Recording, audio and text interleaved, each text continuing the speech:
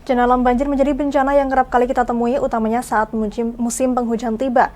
Untuk mengetahui apa itu banjir, jenis-jenis banjir, dan penyebabnya, kami telah merangkumnya untuk Anda dalam tayangan berikut ini. Banjir menjadi bencana alam yang sering kita temui, utamanya saat musim hujan tiba. Masyarakat yang tinggal di dataran rendah dan dekat dengan aliran sungai atau garis pantai kerap kali menjumpai bencana yang satu ini. Lantas, apa sebenarnya banjir? Banjir adalah peristiwa atau keadaan di mana terendamnya suatu daerah atau daratan karena volume air meningkat.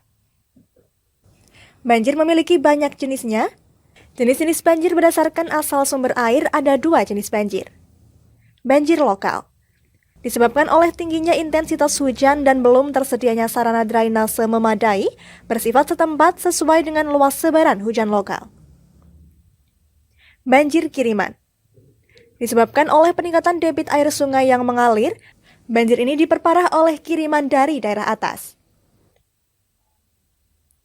Berdasarkan jenis air, ada 4 jenis banjir. Banjir air disebabkan meluapnya air sungai, danau, atau selokan, sehingga air akan meluber lalu menggenangi daratan. Banjir bandang tidak hanya material air, tetapi banjir yang satu ini juga mengangkut material lain, berupa lumpur, pohon, dan yang lainnya. Banjir bandang mampu menghanyutkan apapun, karena itu daya rusaknya sangat tinggi. Banjir rob disebabkan oleh pasang air laut. Air laut yang pasang ini umumnya akan menahan air sungai, akhirnya mampu menjebol tanggul dan menggenangi daratan. Banjir lahar dingin terjadi ketika erupsi gunung berapi. Erupsi ini kemudian mengeluarkan lahar dingin dari puncak gunung dan mengalir ke daratan yang ada di bawahnya.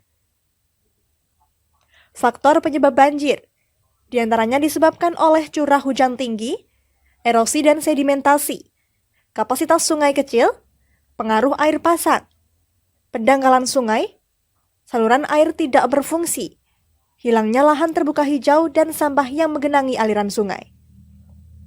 Lalu sebenarnya di mana banjir dapat terjadi? Banjir dapat terjadi di daerah pantai. Daerah tersebut merupakan dataran rendah dengan elevasi permukaan tanahnya lebih rendah atau sama dengan elevasi air laut pasang rata-rata, dan tempat bermuaranya sungai yang biasanya mempunyai permasalahan penyumbatan muara. Banjir juga dapat terjadi di daerah sempadan sungai.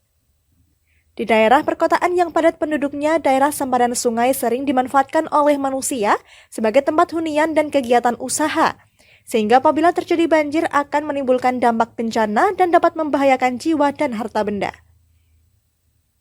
Kemudian banjir juga dapat terjadi di daerah cekungan.